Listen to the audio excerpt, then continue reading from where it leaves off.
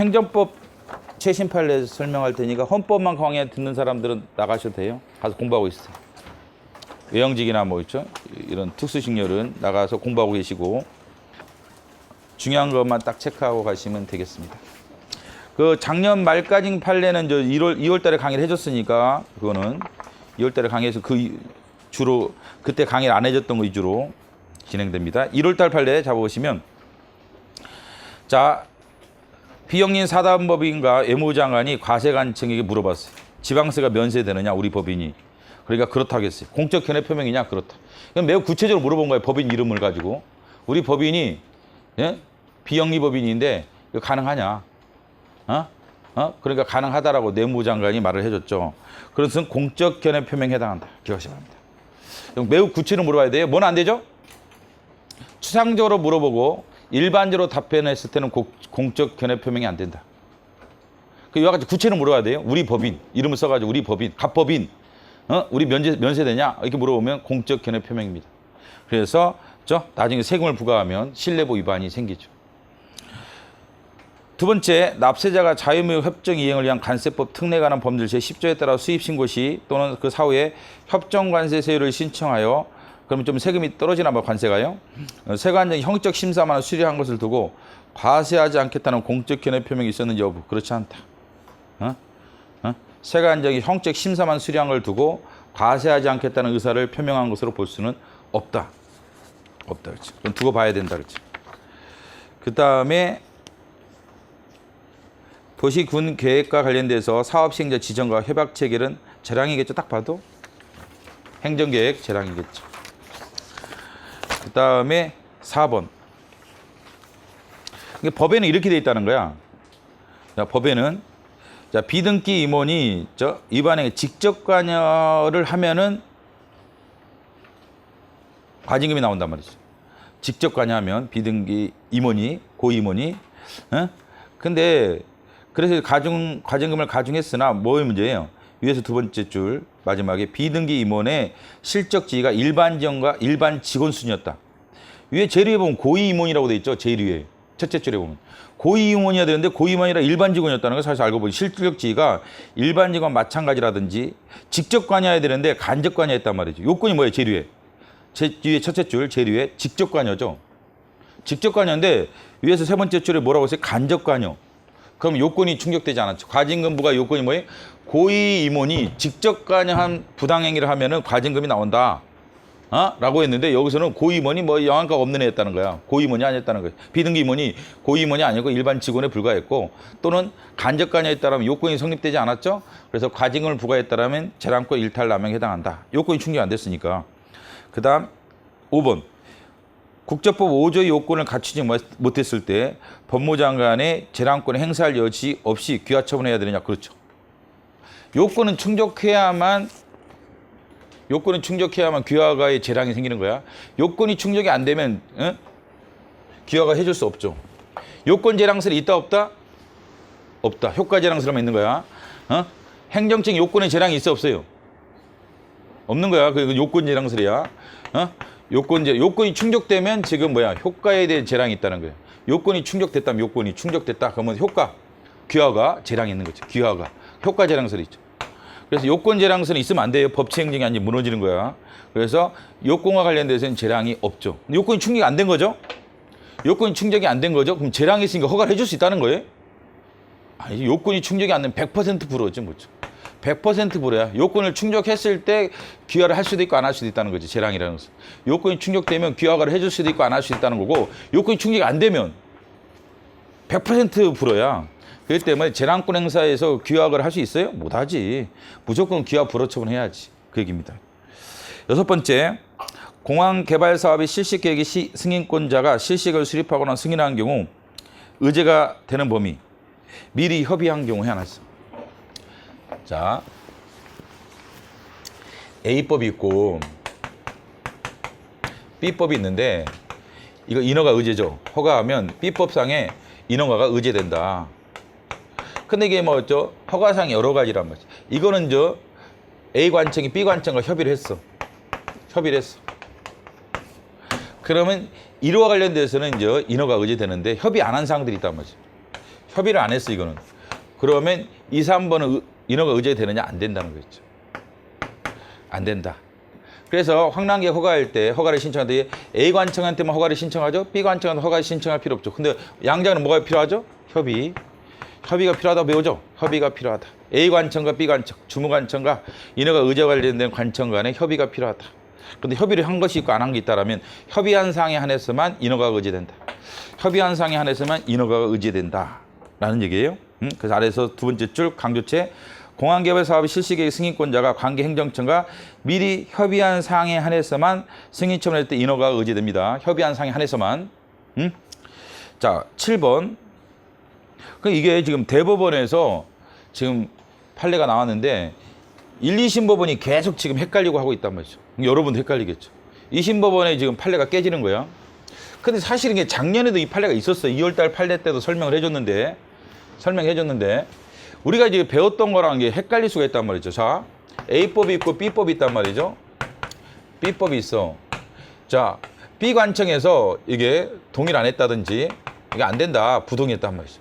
그래서 A 관청에서 거부했단 말이죠. 그럼 황랑기는 뭐에 대해서 다투야 한다? 이걸 다투지 이걸 다툴 수 없다. 그렇죠? 이건 소외대상이 안 되죠? 이건 소외대상이 안 된다. 이건 소외대상이 된다. 그렇죠? 그렇죠?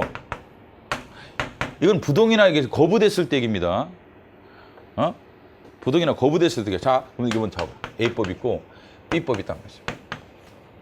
이번 A법은 거부된 게 아니라 허가가 됐어요. B법상에 여러 가지가 있는데 이 중에 하나는 의제가 돼. 의제가 돼. 허가받은 의제가 된다. 허가받은 의제가 돼.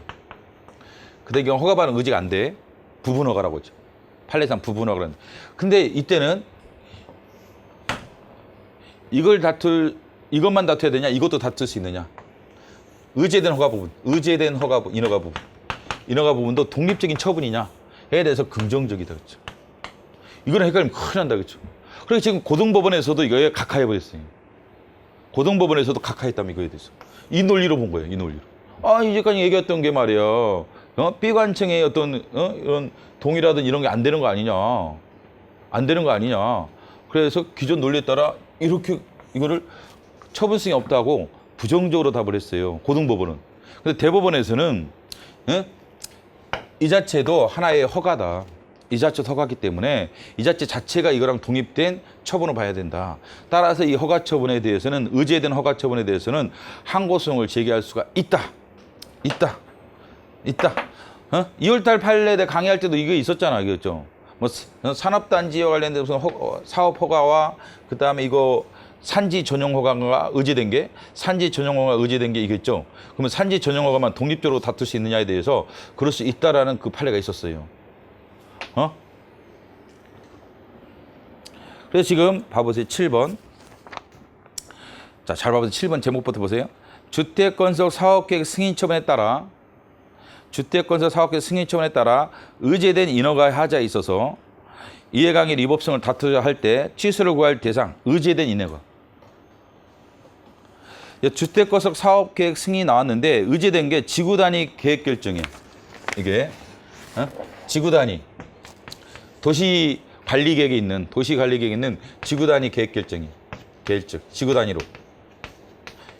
여기는 재개발지구다. 저기 이제 저 신림 6동인가 저쪽 시장 쪽 저기는 재개발지구로 되겠단 말이죠. 그러면 지구단위 계획결정 여기는 재개발지구 아니죠.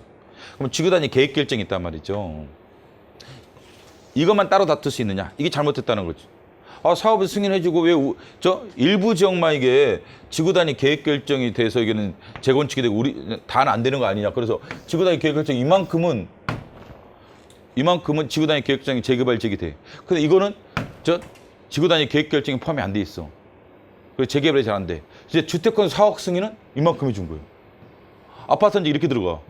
아파트 단지 이렇게 들어가는데, 지구단위 계획결정에 따라 아파트 재건축할 수 있는 데는 여기밖에 없는 거야. 재개발 재건축할 수 있는. 여기는 안 돼 있단 말이죠. 근데 주택권 사업계획 승인 이만큼 해주고 지구단위 결정 이만큼 되면 어떻게 하냐. 다시 해줘라. 그래서 이분을 취소하고 다시 해줘라. 라고 하는데 이걸 독립적으로 다툴 수 있냐? 독립적으로 다툴 수 있다고 봤다. 독립적으로 다툴 수 있다. 이 사람들이 이걸 문제 삼는 게 아니야. 주택건설 사업계획 승인은 좋은 거 아니야. 아니? 안 좋아? 조합에서? 조합에서 주택건설 사업계획 승인 나면 짜증나? 이걸 취소하고 싶겠어요? 생각을 해보세요. 여러분 생각해보세요. 주택건설 사업계획 승인은 나는 좋은 거야. 아, 지금 재개발 해야 한다니까, 재개발. 우리 조합은 재개발 들어갈 거 아니야. 이건 좋죠? 근데 문제가 이것 때문에 우리가 지금 승인을 받은 주택건설 사업계획 승인이 제대로 진행이 안 된다는 거야. 왜? 지구단위 결정이랑 모순되는 거나 안 맞거나 그런 거야. 이게 부합하지 않는 거야. 주택건설 사업계획 승인이 나온 부분이랑 지구단위 결정이 안 맞는 거야. 주택건설 사업계획 승인은 난 취소할 이유가 없는 거야, 이거는. 주택건설 사업계획 승인은 오케이야, 나는 좋아. 근데 지구단위 결정이 이게 잘못되어 있는 거예요.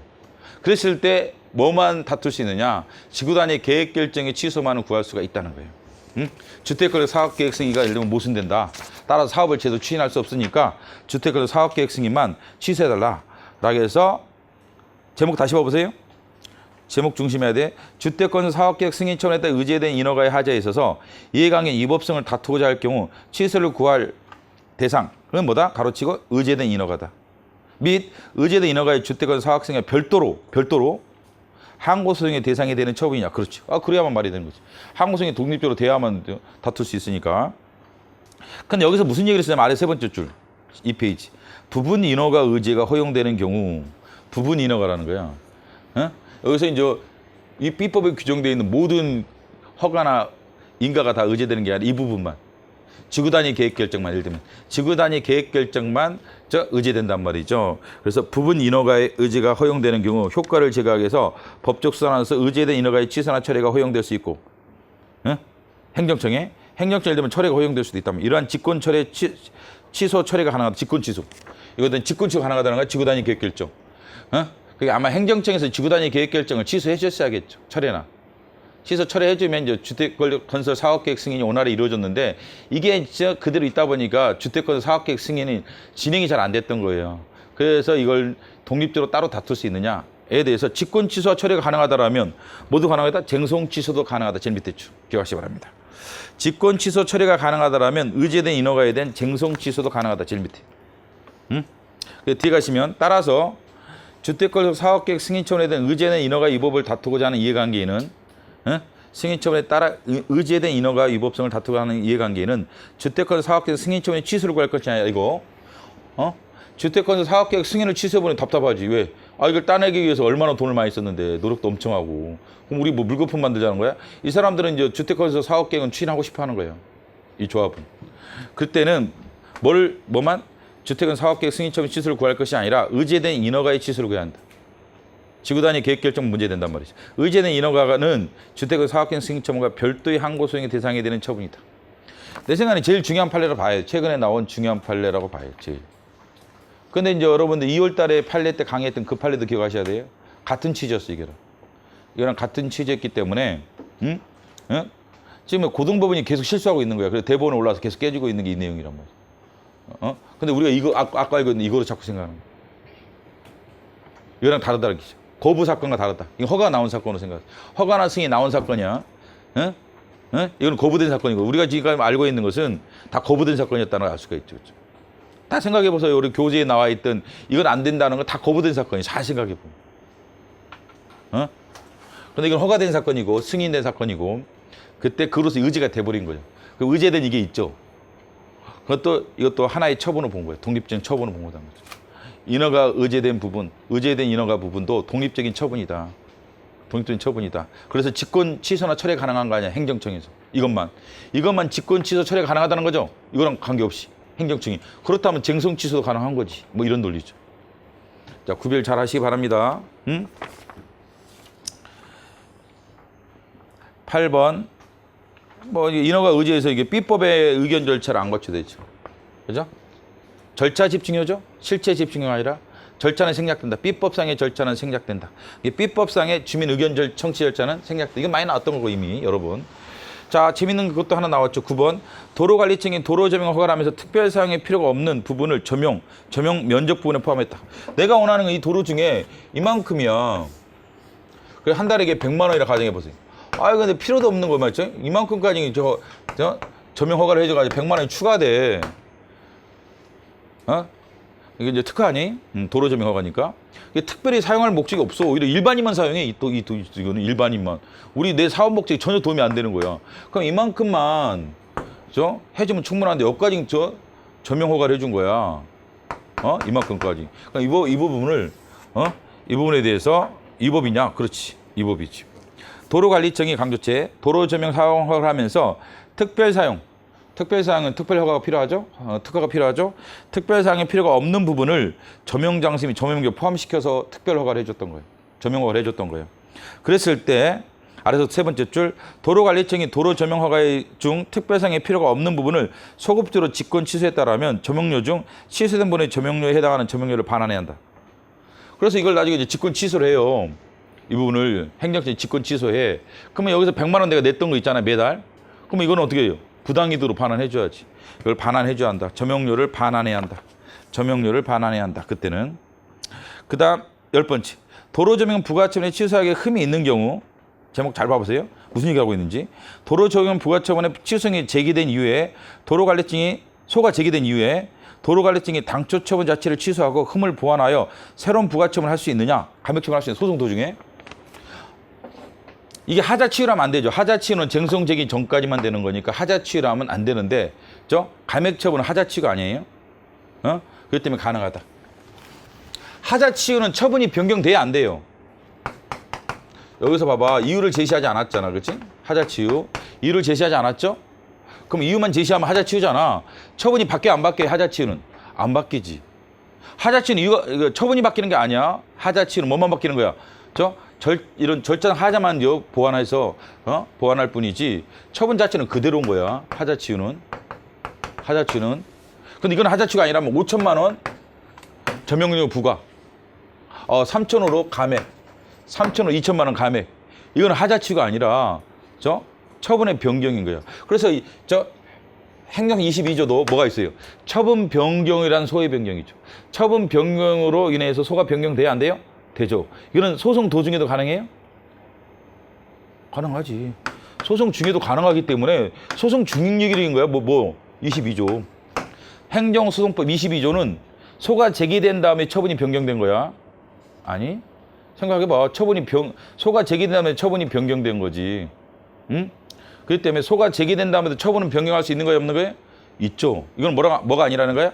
하자치유가 아니다. 이 판례에서도 계속 설명하는 게 이게 소의 변경에 대한 얘기다. 22조. 뭐가 아니다? 하자치유와 관련된 게 아니라는 거였죠. 아래 위에서 내용에서 하나, 둘, 셋, 넷, 다섯 번째. 응?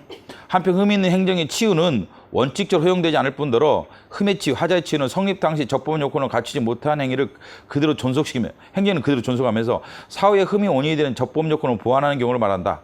그러나 흠 있는 부분에 대한 조명료를 감액하는 처분은 뭐가 아니다?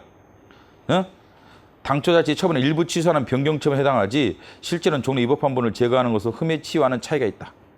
그래서 이러한 변경 처분은 흠의 치유와 성격을 달리하는 것이므로 일단 가능하다. 그렇죠. 소 제기 이후에도 가능하다. 아래 두 번째 줄. 소 취소성이 제기된 이후에도 허용될 수 있다. 하자치유는 쟁송이 제기되면 하자치유 안 되죠. 하자치유는 쟁송이 제기된 이후에는 안 된다고 알죠? 근데 이건 하자치유라는 거예요. 하자치유는 뭐라고 해? 처분이 그대로 있어야 돼. 처분 자체는 안 변해. 행정이 자체는 안 변하고 절장 하자만 보아되는 건데 이거는 감액 처분은 하자치유가 아니야. 처분의 변경이야. 처분의 변경이야. 그렇기 때문에 이건 쟁송 이후에도 가능하다. 소송 중에도 가능하다. 다시 제목으로 가보세요. 10번째. 제목. 도로조명 부가처분에 대한 취소사에 해당하는 흠이 있어. 취소사가 있어. 그때 정료 부가처분에 취소성이 제기됐죠?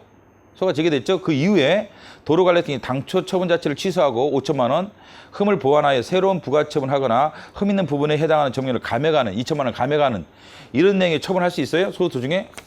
그렇다. 원칙 적극. 그래서 뭐랑 구별된다? 하자치유와 구별된다. 하자치유와 다르다. 하자치유와 다르다는 얘기를 계속 하고 있는 거야. 그러니까 이런 걸 내겠지. 출제자들이 장난치면 이게 하자치유에 해당하니까 안 된다. 되죠. 되죠. 우리 이렇게도 배웠잖아. 직권 취소는 어느 때도 불가정이 발생해도 기각재결이 있어도 소송 중이라도 기각 판결이 있어도 기판력이 발생한 다음에도 뭐가 가능하다? 직권 취소는 이게 직권 취소한 거예요. 직권 취소할 수 있다는 거야. 소송 도중에 직권 취소할 수 있어요? 그렇죠. 기판력이 발생한 다음에도 직권 취소 가능한데 쟁송 취소 달리 직권 취소는 불가정이 발생해도 직권 취소, 심판 도중에도 소송 도중에도 끝난 다음에도 직권 취소는 가능하다. 그래서 소송 도중에 직권 취소할 수 있다는 거야. 5천만 원 직권 취소하고 새로운 3천만 원 처분하면 되는 거야. 그러면 처분이 변경되죠. 그러면 소종률을 22조에 따라 변경해라. 소종률을 22조에 따라 변경하는 거예요. 15번째, 수사관이 불법 구금이나 고문을 당한 사람이 공판 절차에서 유죄 확정판하고 수사관들이 직권남용 강금의 혐의로 고소했으나 검찰에서 혐의 없음의 결정을 받은 경우 재심 절차에 무죄 판결이 확정될 때까지 국가를 상대로 불법 구금이나 고문을 원인한 손해배상을 기대할 수 없는 장애사가 있었느냐. 그렇다는 거예요. 고문을 받아서 허위 자백했어. 그래가지고 유죄 판결 받았어. 유죄 판결 받았어. 그다음에 재심을 청구했어. 그다음에 무죄가 나와. 그러니까 이게 언제냐? 70년대 사건이란 말이야. 우리 헌재 판례 얘기랑 똑같단 말이죠. 야, 불법행위는 한 날이 몇 년이야? 70년 1월 1일이야. 고문당했단 말이죠. 그때로부터 3년, 5년 계산하면 지났지. 지금 2019년이야. 이런 경우는 손해배상 청구에 장애사가 있었기 때문에 이때 70년 1월 1일 내가 고문당해서 이제 유죄를 인정한 그 시점부터 불법행위가 있은 날로 계산해 이때로부터 5년 계산하면 골치 아프다 그렇죠. 그때로부터 계산하지 말아라. 국가배상에서. 그래서 손해배상을 청구해서 기대할 수 없는 장애사가 있었다고 본 거예요. 그렇기 때문에 소멸시효를 이때부터 기산하면 안 되고. 그 다음에 16번째. 몇 번? 12번 안 했네. 나 딴쪽하게 어떻게 말하지. 11번 안 했던 거지. 한짝 넘어갔죠. 국세부관의 제척기한이 지난 후 부가처분은 무효다. 똑같은 소멸시효 비슷하죠. 소멸시효 완성되면 과세처분 무효죠. 제척기한이 도과되면 무효다. 명예 전역 선발을 취소하는 처분은 문서해야 되느냐? 그렇다. 문서해야 한다. 문서하면 위법이죠.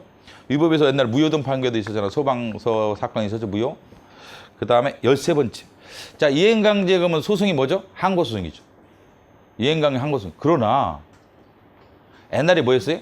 비송사건 절차법이었죠. 우리 배울 때 뭐는 하나 남아있다. 아직도 농지법은 여전히 비송사건 절차법으로 남아있다 라고 배운단 말이죠. 여전히 농지법은. 그래서 농지법은 항고소로 가요? 행정소송법상에? 아니다. 비송사건 절차로 간다. 항고소로 갈 수 없다. 이행강제금. 이행강제금은 일반적으로 항고소로 가지만 다만 개별 법률에 농지법에 비송사건 절차법에 따른다고 규정되어 있기 때문에 행정소송법을 따르지 않는다. 행정소에 따라서 항고소송을 제기할 수 없다라는 것이 1번 얘기죠. 그 두 번째 얘기는 이행강제를 부과하면서 재결정에 행정시한을 청구하거나 관할 법원에 행정법원에 행정소송이 있다고 잘못 안내했다 하더라도 행정법원의 항고소송 재판 관할권이 생기지 않는다. 그러니까 이게 농지법에 따라 이행강제금 한 행정청에서 잘못 말한 거예요. 행정소송을 제기할 수 있어요. 행정법원에 가세요. 잘못 알렸다 하더라도 행정법원에 관할권이 생기는 게 아니기 때문에 행정소송을 제기할 수 없다. 14번째, 우리가 이제 과징금은 위법이면 전부 취소죠. 엄청 기출만치 많죠? 과징금 위법은 전부 취소. 일부 취소가 나왔습니다. 판례가 변경된 거 아닙니다. 판례가 변경된으로 체크하면 안 돼. 여기서는 황랑기가 불법행위를 다양하게 저지른 거야. A 불법행위로 얻은 이익, 불법, 1억. B 불법행위로 또 1억. C 불법행위로 2억. 그래서 여러 가지 불법행위를 저지른 거야, 등등등. 그래서 한꺼번에 이제 과징금을 때렸다. 한꺼번에 과징금. 그래서 이제 이기라 가정해봐. 4억이라 가정해봐. A 불법행위에 대한 과징금 1억. B에 대한 그 불법행위 과징금 1억. C 불법행위로 얻은 이 과징금 2억. 그래서 이제 과징금이 4억이 나왔단 말이죠. 이때는 이거는 위법이야. 이거는 위법이 아니야. 그럼 뭐만 취소해야 돼요? 1억만 취소가 맞다는 거예요. 전부 취소가 아니라. 옛날 판례랑 모순되는 게 아니라 여기서는 여러 가지 과징금이 있었을 때 여러 개의 불법행위로. 자, 14번의 제목을 잘 봐보세요.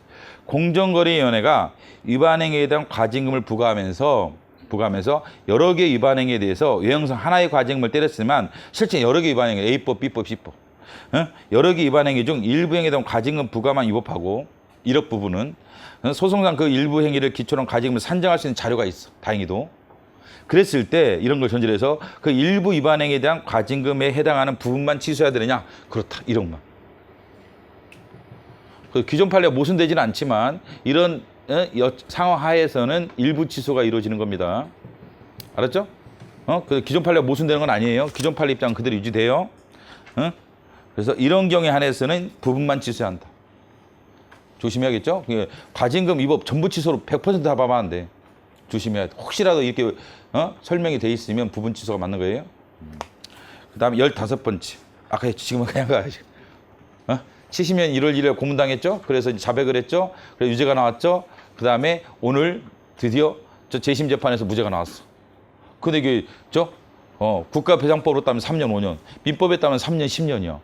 어이씨, 지난지 오래됐지. 그렇기 때문에 이때는 뭐야? 손해배상을 청구하는데 장애 사유가 있었다고 봐야 한다. 그렇죠? 그래서 이제 그 기간 동안에 기간을 계산 안 해주든지 소멸시효 문제죠. 그다음 16번째. 자, 이제 토지를 제외하고 나머지는 원칙적으로 뭐죠? 이전 가액으로 이제 보상하는 게 원칙이죠. 토지는 뭐였죠?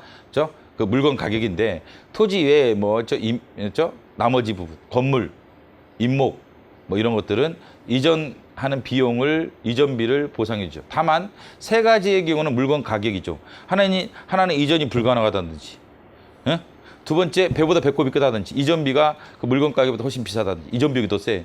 세 번째는 그 해당 사업의 목적을 위해서 해당 사업자가 취득해서 사용할 필요가 있을 때는 물건 가격으로 보상하죠. 물건 가격으로 보상하는데, 자, 이랬을 때 이전 비용이 못 미치는 물건 가격을 보상했단 말이죠. 이전 비용은 이제 1억이야. 물건 가격은 5천만 원이야. 이때 사업 시행자가 지정물의 소유권을 취득하거나 소유자에 대한 철거 인도를 요구할 수는 없고 단지 자신의 비용으로 직접 제거할 권한이 있다. 그렇죠. 당연하죠. 아니, 내가 지금 여기 이제 뭐 돌을 쌓아놨어요. 내 땅에. 그 돌을 만든데, 근데 이 돌을 엄청 큰 돌이야. 이전하는 데는 1억이야. 근데 돌 가격이 5천만 원이야. 5천만 원. 5천만 원. 그래서 물건 가격으로 5천만 원 했잖아요. 그러니까 나한테 이전비를 부담하라는 거, 황남기한테. 내가 사업을 했어. 니네가 사업했지. 원래 돌은 내가 싸는 건 맞지만 니네가 도로 사업을 위해서 필요하다는 나한테 옮겨달라면서 니네도 그 돈이 비싸고 5천만 원 넣은 좀 이전비. 그럼 나는 마이너스 5천만 원 주고 이전하는 거야? 그러면 돌 가격 합치면 1억 날리는 거게? 그렇기 때문에 당연히 이건 사업 시행자가 이전을 해야 한다. 돌의 소유자가 아니라, 돌의 소유자는 황남기가 아니라 당연히 사업 시행자가 네 비용으로 해야 된다. 라는 얘기죠. 그래서 단지 사업 시행자의 비용으로 이를 직접 제거할 권한과 부담이 있을 뿐이다. 라는 거죠. 누가 아니라? 소유자인 황남기가 아니라. 17번. 물건 권리 등의 손실보상 산정 기준이나 방법에 관하여 구체적으로 정하고 있는 법령의 규정이 없는 경우 유치 적용한다 했죠. 우리 보상할 때 유치 적용서를 취하는 판례가 있었죠. 공유지 매립과 관련돼가 공유수면 매립과 관련돼서 그런 적이 있었죠. 수산화협동조합 그 공판장 사건 알죠? 간접 손실할 때 그때 유치 적용했죠. 공유수면 매립법에는 보상 규정이 없었죠. 공유원 취득 보상에 관한 법률이 있었죠. 유치 적용했죠. 마찬가지. 국민건강보험공단이 갑에게 직장 가입자 자격을 상실했다고 통보했단 말이죠. 이게 처분서 인정되느냐? 자, 황남기가 어제까지는 회사를 다녔어요. 근데 오늘 이제 사직서가 이제 수리돼서 오늘부터 이제 회사원이 아니라 그냥 집에서 놀고 있는 백수야. 또는 자영업을 하든지 치킨 가게를 열었어. 또는 백수야. 그러면 법에 의해서 당연히 뭐예요? 법에 의해서 당연히 직장 가입자의 자격이 상실되는 거예요. 법에 의해서. 법에 의해서. 직장 가입자가 아니니까. 백수인데 무슨 직장 가입자야. 그럼 법에 의해서 결정되는 거야. 근데 통보해 줬단 말이죠. 그래서 이제 그래 백수 되셨군요. 그래서 10일 후에 날라왔어.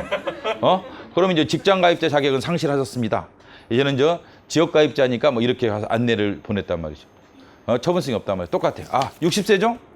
자, 60세가 되면 당연 퇴직하죠? 당연 퇴직 통보가 처분성이 있어요? 없지. 그 똑같은 거야. 법에 있는 것을 알려준 것에 불과한 거다. 이것은. 근데 19번과 20번은 달라. 이걸 통해서 비로소 권리가 영향을 받는 거란 말이죠. 나라장터 종합쇼핑몰 인터넷 홈페이지를 통해 요구받은 제품을 수요기한에 납품했는데 조달청의 계약형 점검 결과 일부 제품의 규격과 다른 단위로 물품 계약 추가 특수조건의 규정에 따라 갑회사에 대해서 6개월간 나라장터 종합쇼핑몰 거래 정지를 했단 말이죠. 처분이냐? 그렇다. 이것 때문에 이제 나라장터라는 홈페이지에 우리 물건 광고 같은 거 못 한단 말이에요. 여기서 판매를 못 해. 그렇기 때문에 직업의 자유에 영향을 받죠. 재산권 영향을 받을 수도 있고. 그렇기 때문에 권리 영향을 주죠. 처분성 인정된다. 20번. 20번을 보면은 중소기업들만 이제 입찰 참가할 수 있단 말이죠. 중소기업들만 입찰 참가. 중소기업. 대기업은 안 돼. 대기업은 안 돼. 중소기업끼리 입찰 경쟁해라. 예? 그래서 입찰을 조달청에서 중소기업 것만 사주는 거야. 대기업 건 안 사준다. 대기업. 저도 똑같은 상품 더 싸게 해줄 수 있는데 입찰에 들어오고 싶어. 못 들어와, 법에서. 헌재 합판이었죠. 근데 어떻게 했죠? 그 당시에?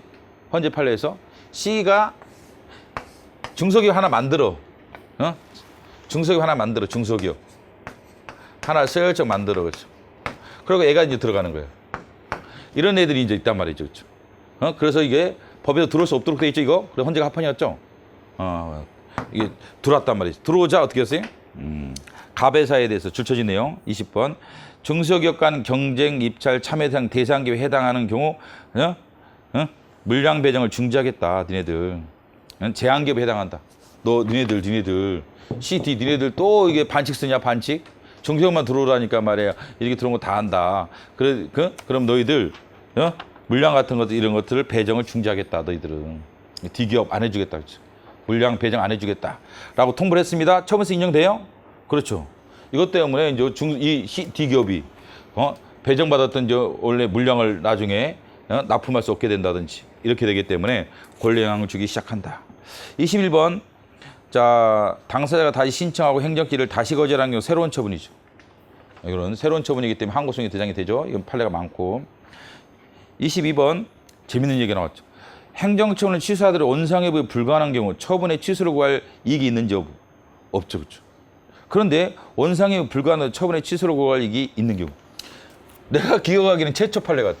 우리 이제 헌재 판례에서 권리복이 있죠. 권리복에서 주관적 권리구제, 청구인의 주관적 권리는 도움이 안 되더라도 동종행위 반복 위험성이 있거나 헌법적으로 해명할 필요가 있다면 객관적 이익을 인정하겠다. 이런 판례 기억나죠? 헌재 판례 엄청 많죠? 권리복 쪽에. 그 유사한 얘기를 하고 있어요. 아직 똑같지는 않아요. 잘 보면. 자, 원상회부가 불가능해 보이는데 동일한 소송 당사 사이에 그 행정처분 동일한 사유로 위법 판정이 반복될 위험이 있다. 헌재 판례 그 권리복 할 때 용어잖아. 반복될 위험이 있어서 처분의 위법성 확인 내지 불분명한 법률 문제에 대해서 헌법이라 안 하죠. 헌재는 헌법적 해명의 필요성이라는데 얘네들은 법률적으로 해명할 필요성이 있을 때 원상회부 불가하더라도 소익을 인정하겠다. 어우, 충격적이다. 이걸 읽었는데 생각은 발견만 하면 바로 출제할 것 같은데 출제자면. 근데 5월달 판례라서 행정법 교수들이 이거를 발견을 바로 할지는 잘 모르겠다. 이거 발견만 하면 무조건 내는 거야. 와, 이거 충격이다. 너 깜짝 놀라는 벌레죠. 이게 이제 주관 소송 아니? 주관 소송? 항고 소송과 당사는 주관 소송이죠. 그래서 소를 제기한 자의 소이익에 도움이 되느냐만 심리가 왔다면 이제까지는. 그런데 소를 제기한 자의 소이익에 도움이 그 사건에 세서는 안 돼. 그 사건은 안 돼, 그렇죠?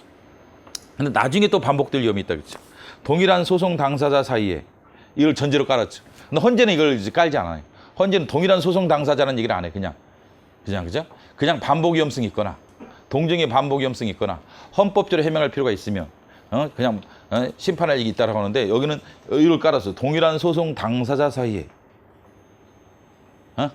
그러니까 원고 피고 간에 앞으로 또 이 황랑계약 동작구청장 이 사이에 딱 이 사이에 그 행정처 동일한 사유로 위법한 처분이 반복될 위험이 있어서 위법성 확인 내지 있거나가 아니네. 있어서 위법성 확인 내지 불분명한 법률 문제 해명이 필요하다고 판단되는 경우는 적법성 확보와 사법통제, 국민의 권리구제 측면에서 취소를 구할 이익이 있다. 우리 헌법소원에서 권리보호에서 했던 얘기랑 유사 얘기를 하고 있는 거예요. 이건 사실은 주관적 소송과는 잘 안 맞죠. 그렇죠? 객관적 측면이죠. 객관적. 객관적인 법세 유지 차원에서 하겠다는 건데 소이익을 다소 확대했단 말이에요. 그러면 자, 이게 이제 항고소송과 헌법소원에 있어서 서신 검열 같은 경우 처분성 인정된단 말이죠. 근데 여기서 소이익을 부정해 왔단 말이죠. 그럼 헌재가 바로 알아. 그래. 바로 알아. 옛날에 서신 검열 처분성이 막 권력적 사실행위 처분성 인정하더라도 소이익 인정 안 하면 우리는 주관적 권리 도움이 안 되죠. 똑같지 뭐. 근데 헌법적 소유 있잖아. 해명할 필요가 있다. 우리는 권리보호 인정하겠다. 이래왔단 말이에요. 그러니까 자꾸 대법원이 뺏기는 거예요. 사건을. 중요 사건들이 뺏기는 거야. 그래서 이게 우리도 딱 이 사건에서는 이제 이미 물 건너갔죠. 원상회복 가능성이 없죠. 원상회복 가능성이 없다. 원상회복 가능성이 없다. 그럼 옛날에 그냥 소익이 없다 그랬단 말이죠. 그런데 또 반복할 수 있다. 또 올 수 있죠. 이 사람이 이제 지금 교도소에 있어가지고 말이야. 이번 소신검열 오늘 있었지만 앞으로 그냥 2달 후에도 또 소신검열 할 수도 있기 때문에 그럼 또 교도소 안 가. 이게 청구인인 거죠. 수용자인 황랑기관에 또는 미교성 황랑기관에 또 이런 일이 또 반복할 수 있잖아. 그럼 법적으로 분쟁을 해결해 줘야 하기 때문에 우리가 소익을 인정한다. 그러면 얘네들은 뭐죠? 보충성이 안 돼 버리는. 만약 이런 사건이 나오면 이게 상당한 심각한 문제라는 게 지금 이래 가지고 있잖아요. 헌법성이 가능한 사건이 되게 많았던 거예요, 사실. 소익이 없다는 이유. 판례를 보면 소익이 없다고 해서 각하될 염려가 있으므로 보충성 원칙에 해당해서 바로 헌법성을 청구할 수 있다. 이런 헌재 판례가 엄청 많은 보충성 요건에서. 그래서 지금 대부분이 수혈금원이 이렇게 조금 인정했던 거예요. 이게 어디까지 갈지 잘 모르겠지만 조금 인정하는 판례가 드디어 나타난 거예요. 그렇기 때문에 아주 법적으로 심각한 문제라는 거예요. 아주 중요한 쟁점이라는 거예요. 그때 나 같으면 바로 출제를 하는데 잘 모르겠다 그랬죠. 교수들이 5월달 판례니까 아직 그 공부가 안 돼가지고 어리버리해서 안 될 수는 있지만 만약에 이거 이제 논문 쓰는 사람 엄청 많아 이 부분은. 논문 엄청 많이 쓴 거예요. 한국성 헌법성 관계는 논문이 어마어마하게 많이 썼어요. 행정법 학자든 헌법 학자든 엄청나게 쓴 거라서 이게 자기가 논문 쓴 거란 말이에요 주제가. 아 이거 뭐야 이거 나온다 그렇죠. 발견이 된다라면 근데 5월달 판례라서 지금 그건 잘 모르겠다 그렇죠. 어? 그래서 혹시 모르니까 8월 달에 아니면 10월 달에 나올 수도 있으니까 미리 준비를 혹시라도 하시기 바랍니다. 원상회복이 불가능하게 보인 경우라면 소송 당사자 사이에 행정처럼 동일한 사유로 위법한 처이 반복됨이 있어 위법성 문제가 법적으로 해명할 될 필요가 있을 경우 소익을 인정한다. 기억하시기 바랍니다. 그 다음에 이거는 이제 처분 사유 추가 변경이죠. 귀하 신청을 불허했는데 품행 미단정이야. 처분할 당시는 처분이 품행이 미단정하다. 그래서 국적법에 따라 불허했단 말이죠. 그래서 소가 제기됐어요. 소가 제기됐는데 이것을 품행 미단정을 구체적으로 뭐라고 했냐면 너 옛날에 무슨 일이 있었냐. 자동차관리법 위반죄로 기소유예를 받은 전력이 있다. 자동차관리법 위반죄로 기소유예를 받은 게 있다. 이게 품행 미단정이라는 거야. 이게 사유가 동일하냐? 동일한 것으로 봤어요. 품행 미단정이라 했는데 그게 사실은 뭐였던 거예요? 너 옛날에 기소유예 받은 적이 있구나. 그래서 그 사이가 그 사이다. 라고 해서 동일성이 인정된다라고 해서 추가할 수 있다라고 봤습니다. 추가할 수 있다. 추가할 수 있다. 됐습니다. 그 다음에 행정법에서 이제 그거 알죠? 이거는 이제 공익사업법 그 재수기한 달라진 거 아시죠? 30일, 60일, 90일. 달라진 거 알죠? 옛날에 30일, 30일이었죠. 그리고 60일이었죠. 거쳐올 때 30, 30. 안 거쳐오면 60이었죠. 근데 지금은 30, 60, 안 거쳐오면 90. 예? 공익사업법 알죠? 공익사업법. 이의신청, 그 다음에 이의제결 거쳐서 옛날에 30, 30, 안 거치면 60이었죠. 옛날에. 지금은 30, 60, 안 거치면 90. 다시죠. 프린트로도 많이 나눠줬으니까 그 법정 하나는 최소한 기억을 하시고 변경된 거니까 하도 시험에 많이 나왔던 거라서 혹시 모르게 출제될 수 있으니까 행정법 그 법조항 기억하시면 되겠습니다. 근데 뭐 만약이라도 6월달 법이라든지 이때 뭐 좀 바뀌는 거라든지 한번 다시 체크해서 만약에 필요하면은 프린트로 나눠주든지 카페에 올려줄 테니까 바뀐 게 있다라면 또 추가로 보완해서 가시면 되겠습니다. 네, 수고하셨습니다. 감사합니다. 네.